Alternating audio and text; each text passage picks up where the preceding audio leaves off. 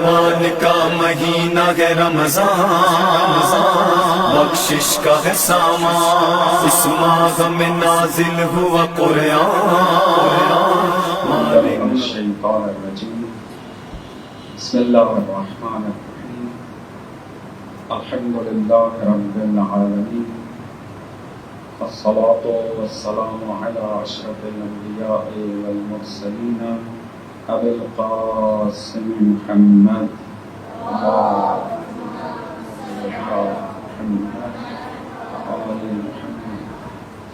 والائمة الطیبین الطاہرین المعصومین، لا سیما بقیۃ اللہ والارضین، روحی وارواحنا لہ الفداء، اما بعد، فقد قال اللہ تبارک وتعالی فی کتابہ المجید، اعوذ باللہ من الشیطان الرجیم، شہر رمضان الذی انزل فیہ القرآن ھدی للناس وبینات من الھدی والفرقان، صلوات علی محمد وعلی محمد۔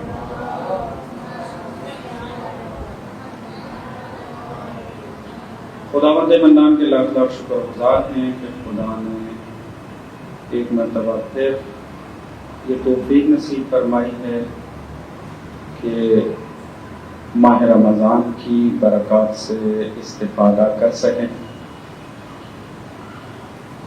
اور اس اعتبار سے بھی خداوند منان کے لاکھ لاکھ شکر گزار ہیں کہ خداوند متعال نے توفیق نصیب فرمائی کہ ماہ رمضان کے اندر اس پربرکت محفل میں حاضر ہو کر کچھ عرائض آپ کی خدمت میں پیش کیے جا سکیں۔ ماہ رمضان برکتوں اور رحمتوں کا مہینہ ہے۔ ماہ رمضان کے اندر جو صلاحیت، جو ظرفیت، جو اس کے اندر استعداد موجود ہے، وہ باقی مہینوں میں نہیں پائی جاتی۔ اگر انسان ایک مطلب کو سمجھنے کے لیے باقی مہینوں میں کچھ وقت لگاتا ہے، ماہ رمضان وہ مہینہ ہے کہ خداوند متعال اس مہینے میں انسان کا ذہن اس طریقے سے کھول دیتا ہے کہ معارف جتنے بھی مشکل کیوں نہ ہو، ایک مومن اس کو درک کرنے کی صلاحیت پیدا کر لیتا ہے۔ قرآن میں ارشاد ہوا ایک جگہ پر کہ خداوند متعال اگر چاہے کہ وہ کسی کو ہدایت کرے، یشرح صدرہ للاسلام، خدا پھر اس کا سینہ کھول دیتا ہے اسلام کے لیے۔ ماہ رمضان چونکہ ہدایت کا مہینہ ہے، ھدی للناس کی تعبیر آئی ہے ماہ رمضان کے لیے، ہدایت کا مہینہ ہے، تو اس آیت کا مصداق بنتا ہے انسان کہ خدا اگر ہدایت کرنا چاہے تو یشرح صدرہ للاسلام، تو اسلام کے لیے اس کا سینہ کھول دیتا ہے۔ میں نے مختلف دوسرے لیکچرز میں بھی اسی بات کی طرف تاکید کی ہے کہ اور توجہ دلائی ہے کہ یہ جو ماہ رمضان کے اندر دروس کا سلسلہ ایک چلا آ رہا ہے قدیم الایام میں، شاید اس کے پیچھے ایک فلسفہ یہی ہے کہ ماہ رمضان اس کے اندر انسان چونکہ ہر اعتبار سے آمادہ ہوتا ہے، خدا کی طرف توجہ سب سے زیادہ اسی مہینے میں ہوتی ہے۔ خدا کی طرف جب توجہ ہوتی ہے تو اس مہینے کے اندر انسان کم سے کم گناہ کرتا ہے باقی مہینوں کی نسبت، تو لہذا یہ انسان پر تکوینی اثر چھوڑتا ہے، وہ یہ کہ انسان کی اندر ایسی ظرفیت آ جاتی ہے کہ وہ مطالب کو اچھے طریقے سے سمجھ لیتا ہے۔ اس کی ایک چھوٹی سی مثال جو میرے ذہن میں آ گئی عالم دین کا نام بھول گیا ہوں، شاید جناب آیت اللہ بہجت ہے یا اسی لیول کی شخصیت ہے. وہ سحری کے وقت بہت زیادہ عبادت کرتے تھے. مثلا لیٹ نائٹ عبادت جو ہے وہ شروع کرتے تھے اور نماز فجر تک ان کی عبادت جاری و ساری رہتی تھی. عبادت کے بعد جب نماز پڑھ لیتے تھے تو اس وقت 1 یا 2 گھنٹے کے لیے اپنے درس کا مطالعہ کرتے تھے اور جا کر درس سے خارج دے دیتے تھے. ان کے بیٹے نے ایک دن ان سے کہا کہ عبادت کے ٹائم پر چونکہ فقط نماز پڑھنا عبادت نہیں ہے، باقی اعمال بھی عبادت ہیں، تو آپ اگر درس کا ٹائم بڑھا دیں اور نماز کا ٹائم کم کر دیں تو اس طریقے سے شاید آپ درس جو دیتے ہیں اس میں اور زیادہ بہتری آ سکتی ہے. تو وہ عالم دین فرماتے ہیں کہ میں نے یہ تجربہ کیا ہے کہ اپنی نماز کا ٹائم کم کیا ہے اور اپنے درس کا ٹائم زیادہ کیا ہے، لیکن اس تجربے میں نے یہ دیکھا ہے کہ جو مطلب میں زیادہ عبادت کر کے، نماز پڑھ کے، نماز شب پڑھ کے، تلاوت قرآن کر کے جو مطلب میں 1 گھنٹے کے اندر سمجھ جاتا ہوں، اگر وہی مطلب میں بغیر عبادت کیے نماز کی صورت میں اور تلاوت کی صورت میں کرتا ہوں تو اتنا ہی ٹائم لگتا ہے، کوئی فرق نہیں آتا اس کے اندر. تو یہ بہتر کہ انسان جو ہے وہ پہلے خدا کی عبادت بجا لائے نماز کی صورت میں، قرآن کی صورت میں، اور پھر درس کی اپنی جو ہے وہ تیاری کرے.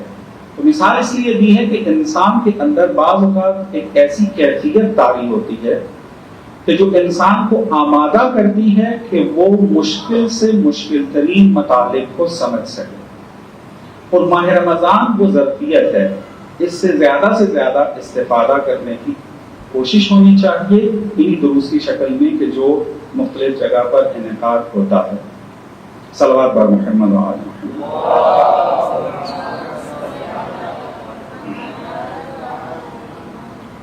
تو موضوع جو میرے ذمہ لگایا گیا تھا وہ ہے عقیدہ کا تعلق عمل سے.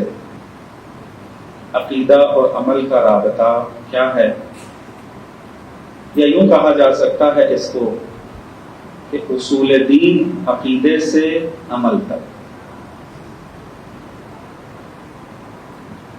چند مقدماتی بحثیں ضروری ہیں تاکہ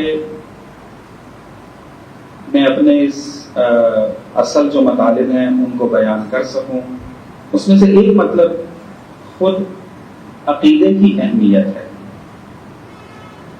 کہ انسانی زندگی کے اندر عقیدے کی کیا اہمیت ہے. اگر انسان اپنی زندگی کے اندر تھوڑا سا تفکر کرے تو اس کو نظر آئے گا کہ اس کی زندگی کے اندر 2 بنیادی چیزیں ہیں کہ جس پر اس کی زندگی چل رہی ہے. ایک عقیدہ اور 2 اخلاق. یہ اس کی بنیادی ترین عناصر ہیں عمل کے اندر کہ جو انسان اپنی زندگی میں انجام دیتا ہے. میں 2-3 مثالیں دیتا ہوں. ایک مرتبہ ہم دیکھتے ہیں کہ ایک انسان سگریٹ پیتا ہے اور اس سے سوال یہ کیا جائے کہ تم سگریٹ کیوں پیتے ہو، تو ممکن ہے کہ وہ یہ جواب دے کہ چونکہ میرا کام سخت ہے، چونکہ مجھے زیادہ دیر تک جاگنا ہوتا ہے، چونکہ مجھے تھکاوٹ ہوتی ہے، تو سگریٹ پینے سے سکون ملتا ہے. ممکن یہ جواب جو ہے وہ سگریٹ پینے والے جو ہیں وہ دیں. ایک آپ فیملی کو دیکھتے ہیں کہ جس کے اندر ماحول جو ہے وہ ویسٹرن تہذیب کا ہے، والدین کی خدمت پر اپنی آزادی کو ترجیح دیتے ہیں۔ اگر ان سے سوال کیا جائے کہ کیوں آپ اپنے والدین کی خدمت کو ترجیح نہیں دیتے، تو جواب معمولاً یہ آتا ہے اس تہذیب کے اندر پلے ہوئے افراد کا کہ انسان آزاد خلق ہوا ہے، کیوں انسان اپنے والدین کی خاطر اپنی آزادی کی قربانی دے۔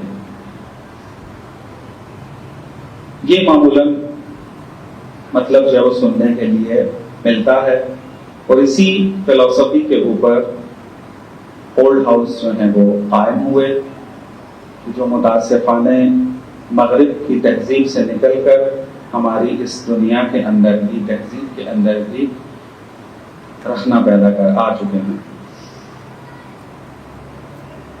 ایک خاتون اگر آپ کو بے حجاب نظر آتی ہے،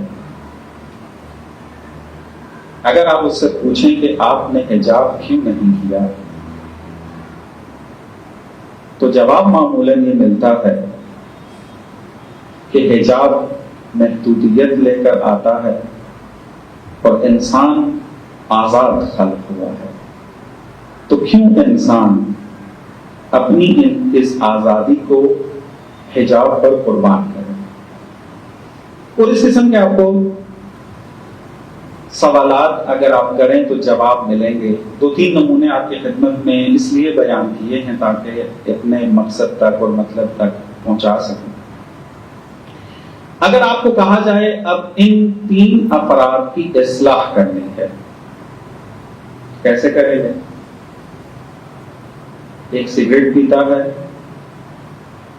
ایک والدین کی خدمت نہیں کرتا، اور ایک حجاب نہیں کرتی۔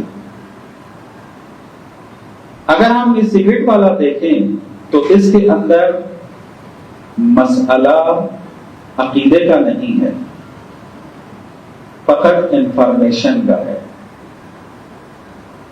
اس کی انفارمیشن کے مطابق سگریٹ سکون کا ذریعہ ہے۔ اگر آپ اس کی اصلاح کرنا چاہتے ہیں تو اس کی انفارمیشن بدلنی ہوگی میڈیکل سائنس کے ذریعے یا اور دوسرے ذرائع کے ذریعے، کہ سگریٹ جو ہے وہ اگر وقتی طور پر سکون دیتی ہے تو دائمی طور پر کیا نقصان پہنچاتی ہے۔ تو ممکن ہے انفارمیشن اگر تبدیل کر دی جائے اس کی، تو انسان کا زاویہ نگاہ جو ہے وہ تبدیل ہو جائے۔ لیکن یہ جو دو مثالیں بات والی ہیں کہ جہاں پر ایک بیٹا والدین کی خدمت نہیں کر رہا اور اپنی آزادی کو ترجیح دے رہا ہے، ایک خاتون حجاب نہیں کر رہی ہے، بے حجابی کو اپنا رہی ہے، اگر ان کے جواب کو دیکھیں تو ایک چیز واضح نظر آ رہی ہے کہ یہاں پر عقیدے کا مسئلہ ہے۔ اگر آپ نے اس کی اصلاح کرنی ہے تو نہ تو یہ فتووں سے چینج ہوگی، نہ سختیوں سے چینج ہوگی، اور نہ ہی بلیم کرنے سے ہوگی۔ اگر اصلاح کرنی ہے تو عقیدہ بدلنا ہوگا۔ اگر انسان عقیدے کے اندر تبدیلی لے آئے تو ممکن ہے کہ بہت ساری بے حجاب خواتین حجاب کریں۔ معمولاً یہ ایک مختصر لیول پہ سروے کیا گیا ہے کہ اکثر مشکل دین کی مخالفت نہیں ہوتی بے حجاب خواتین کی، بلکہ عقیدے کی مشکل ہوتی ہے کہ دین کو صحیح سمجھا نہیں ہوتا۔ تو اب اگر آپ اس کے لیے یہ بیان کرتے ہیں اس بیٹے کے لیے بھی اور اس خاتون کے لیے بھی کہ انسان کی حقیقت کیا ہے، آیا انسان فقط یہ بدن مادی ہے کہ جو ہمیں نظر آ رہا ہے حرکت کرتا ہوا، یا نہ اس کے علاوہ بھی ایک حقیقت موجود ہے کہ جو انسان کی اصل ہے، یہ بدن اس کے استعمال میں ہے. یعنی روح کو اگر ثابت کر دیں اور یہ ثابت کر دیں کہ ایک ایسی حقیقت ہے کہ جو اس مادی دنیا کے ساتھ رابطہ نہیں رکھتی بلکہ ایک الگ دنیا کے ساتھ تعلق ہے کہ جس کو میٹا فزک کہتے ہیں، تو اب یہاں سے انسان کا زاویہ نگاہ تبدیل ہونا شروع ہوگا جب اس کو یہ پتا چلے گا کہ میری حقیقت فقط یہ بدن نہیں ہے بلکہ روح بھی ہے، اور اس روح کا تعلق میٹا فزکس سے ہے، اس مادی دنیا سے فقط نہیں ہے. لہذا اس کے علاوہ بھی دنیا موجود ہے کہ جس کے اندر نعمتیں، آسائشیں، لذتیں موجود ہیں، اور اس سے کہیں زیادہ ہیں، کیونکہ یہ انسان کے جو والدین کی خدمت نہیں کر رہا. کس لیے نہیں کر رہا؟ کیونکہ اس کے ذہن میں یہ ہے کہ اگر میں والدین کی خدمت کروں گا یہ جو مادی لذت ہے یہ حاصل نہیں کر پاؤں گا.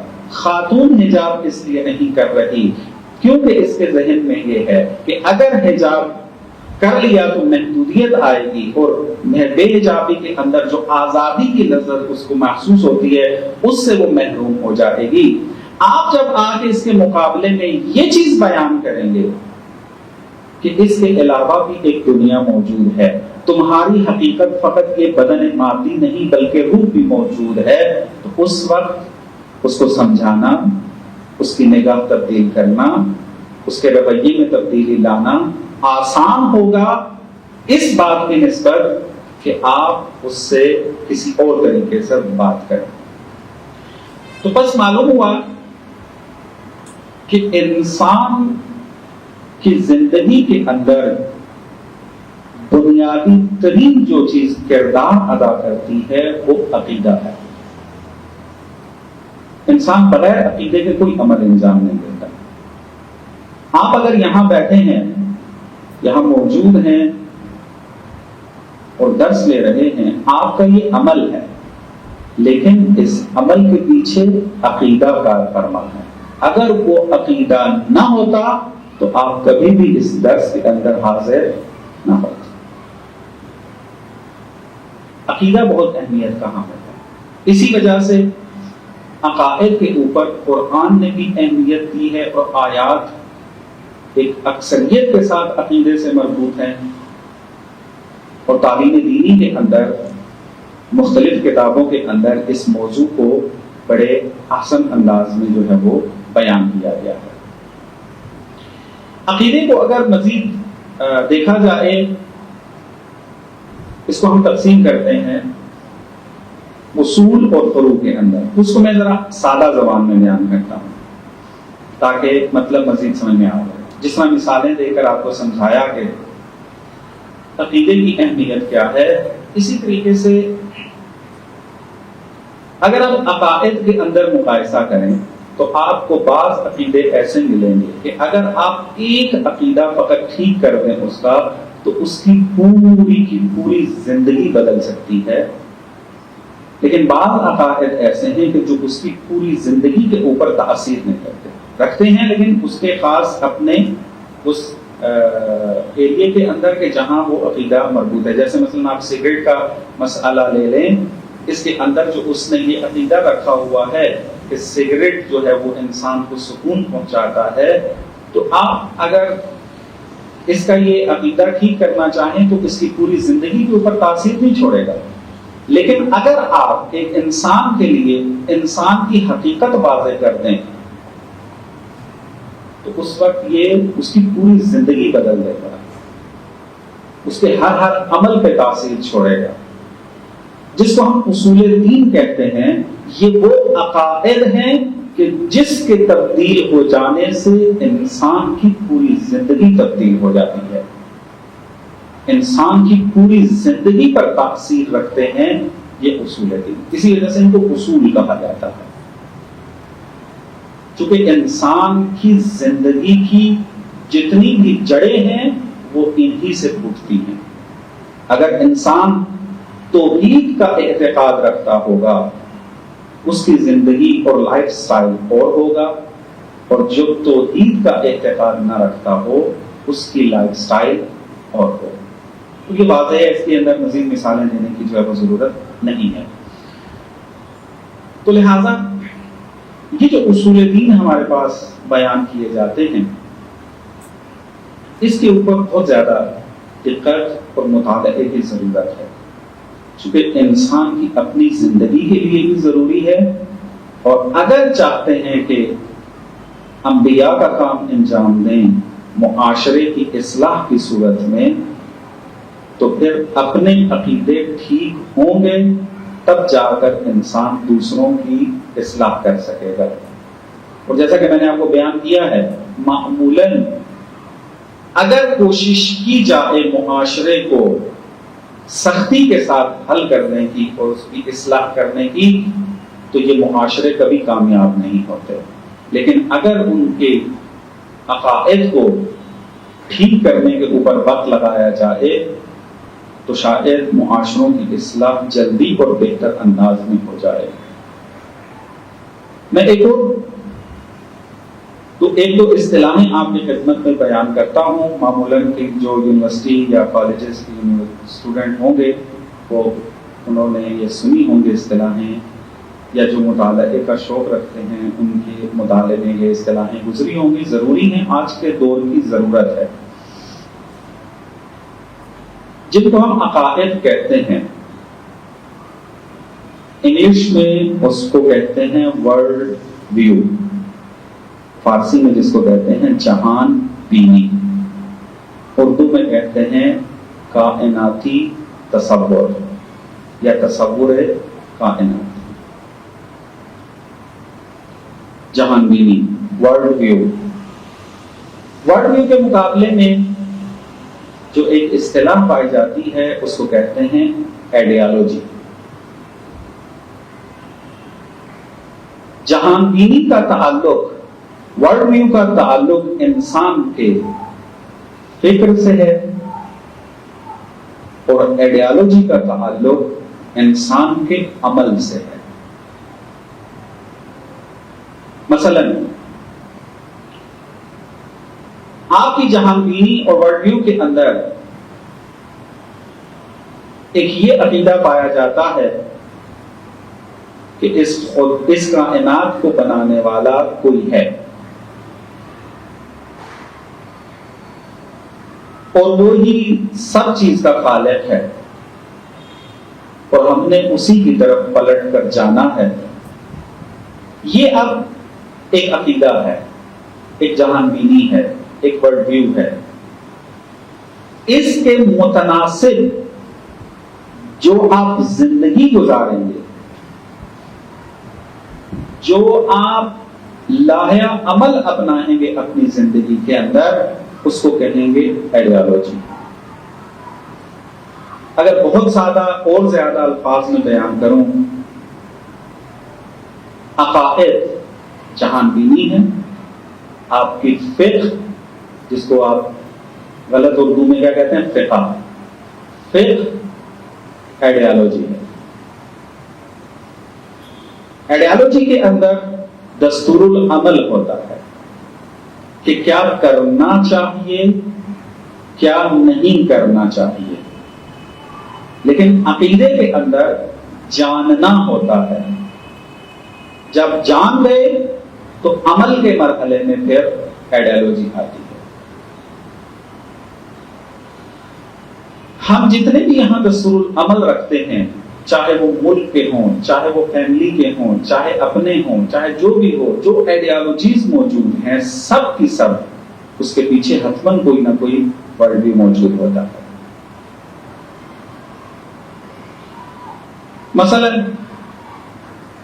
اگر آپ کو خواتین کے حقوق کے حوالے سے نعرہ لگاتے ہوئے یہ افراد نظر آئیں کہ آزادی مطلق ہونی چاہیے، یہ جو کہا جا رہا ہے اس کو کہتے ہیں آئیڈیالوجی. چونکہ اس میں کرنے یا نہ کرنے کے حوالے سے بات ہو رہی ہے، اور کرنے یا نہ کرنے کا تعلق آئیڈیالوجی سے ہوتا ہے، کیا ہونا چاہیے کیا نہیں ہونا چاہیے۔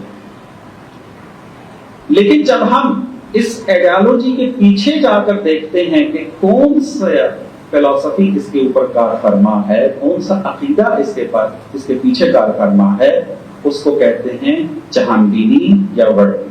اصل یہ جو آ کر خواتین کے حقوق کے اندر آزادی مطلق کا نعرہ لگا رہے ہیں، ہم جب جا کر دیکھتے ہیں تو اس کے پیچھے ہمیں ہیومنزم کا نظریہ نظر آتا ہے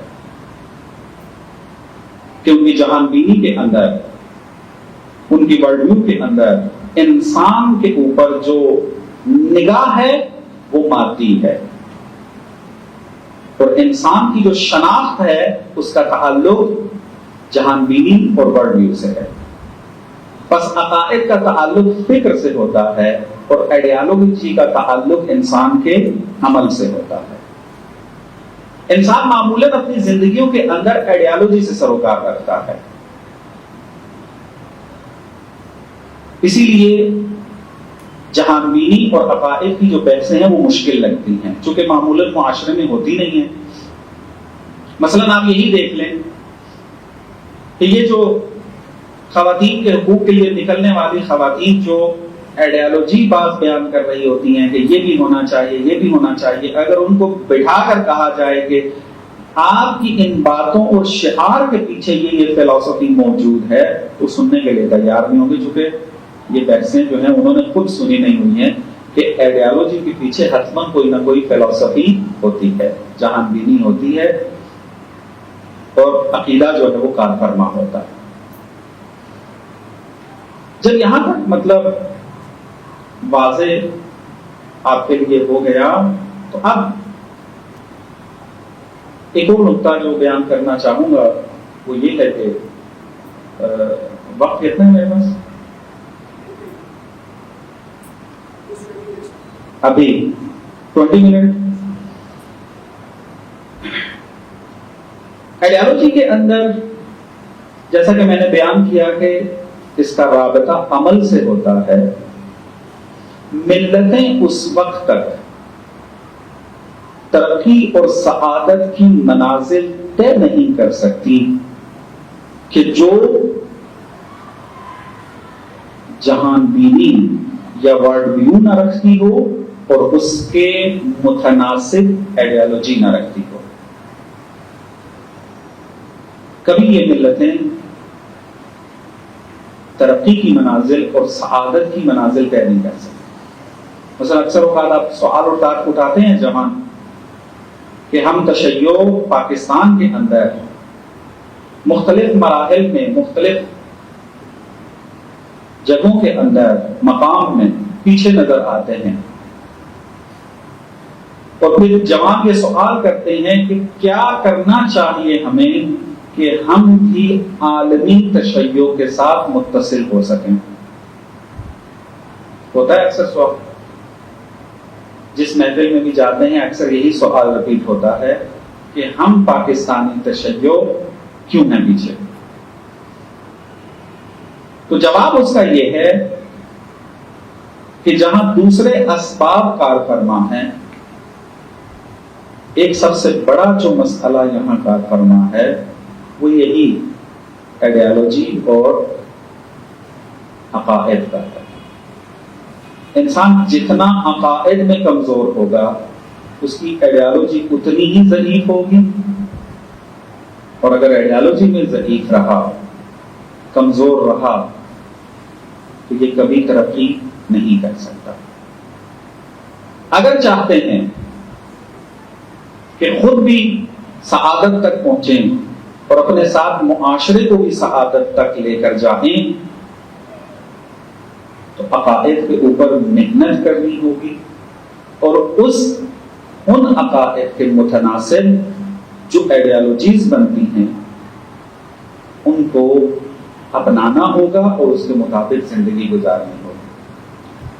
ہمارا اور خدا کا رابطہ غنی اور فقیر کا ہے، یہ عقیدہ آپ نے بنا لیا، لیکن اس کے مطابق عمل نہ کیا تو یہ انسان ایک قدم بھی سعادت کی طرف نہیں بڑھا پائے گا۔ اب آپ اپنی زندگیوں میں تھوڑا یہ معاشرے کے اندر ذرا نظر دوڑا کے دیکھیں، عقیدوں کے اعتبار سے اگر دیکھیں، ہر کوئی صحیح عقیدہ بعض اوقات بیان کر رہا ہوتا ہے کہ خدا ہے، امام ہے، امام کا مقام یہ ہے، نبوت ہے، معاد ہے، معاد کے مطابق کیا زندگی گزارنی، یہ عقیدہ موجود ہوتا ہے، لیکن ہم دیکھتے ہیں کہ اس کے مطابق عمل نہیں ہو رہا ہوتا۔ جب عمل کا مقام آتا ہے اس وقت انسان کبھی یہ بہانہ بناتا ہے کہ میری نوکری کا مسئلہ ہے، کبھی یہ بہانہ بناتا ہے کہ میری طبیعت ٹھیک نہیں ہے، کبھی یہ بہانہ، مثلا مختلف طریقوں سے انسان عمل سے دور جاتا ہے، اور یہ اپنے ذہن کے اندر بٹھال، اب انسان نے توجیہ کرنی تھی اپنے اس عمل کی، تو پھر یہ فلسفی بنانے کی کوشش کی ہے کہ انسان کے لیے فقط عقیدہ اہمیت رکھتا ہے، عمل کی کوئی گنجائش نہیں ہے، یعنی عمل نہ بھی کرے تو انسان عقیدے کے ذریعے شہادت تک پہنچ جاتا ہے۔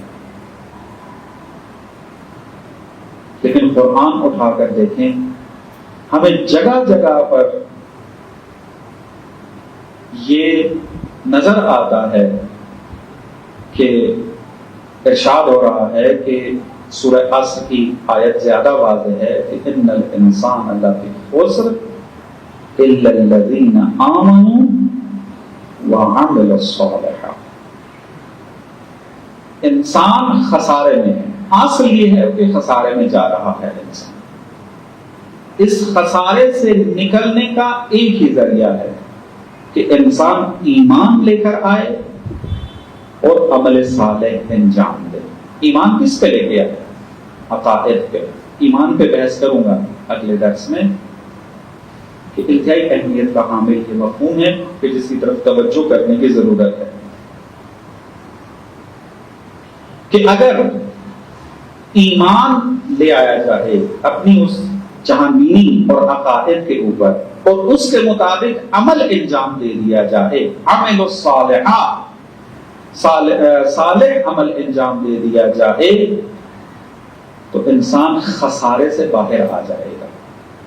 تو اب یہ قرآنی ایک اصل موجود ہے کہ عقیدے اور عمل کا آپس میں گہرا رابطہ ہے کہ اگر عمل کیا اور عقیدہ نہ ہوا پیچھے، تب بھی یہ عمل آپ کے اندر کوئی بہترین تبدیلی نہیں لا سکے گا، اور اگر عقیدہ فقط ہوا، عمل اس کے اندر موجود نہ ہوا، تو یہ عقیدہ بھی آپ کے کسی کام نہیں آئے گا، کیونکہ عقیدہ ایک نظر آنے والی چیز نہیں ہے۔ آپ کہتے ہیں کہ میں مثلا خدا پر عقیدہ رکھتا ہوں، تو زبان سے آپ کہہ رہے ہیں، مجھے کب پتا چلے گا کہ آپ کو خدا پر ایمان ہے؟ کہ جب آپ عمل کر کے دکھائیں گے، جب آپ اس عقیدے کے مطابق عمل کر رہے ہوں گے، اس وقت دیکھنے والا یہ کہے گا کہ واقعاً اس انسان کے اندر یہ عقیدہ پایا جاتا ہے۔ اور ایک انسان جو ہے وہ اس عقیدے پر عمل نہ کرے لیکن لقلقہ لسانی اس نے بنایا ہو کہ میں خدا پر ایمان رکھتا ہوں، تو یہ عقیدہ اس کو کبھی بھی سعادت تک نہیں پہنچائے گا۔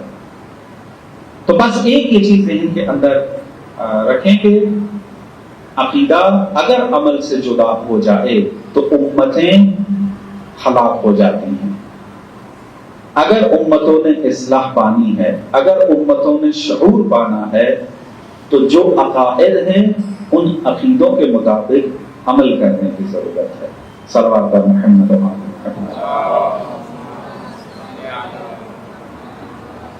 خدا بند متعال سے دعا گو ہے کہ خدا بندہ ہمیں دین کو صحیح معنی میں سمجھنے کی توفیق نصیب فرمائے اور اس پر عمل کرنے کی توفیق نصیب فرمائے۔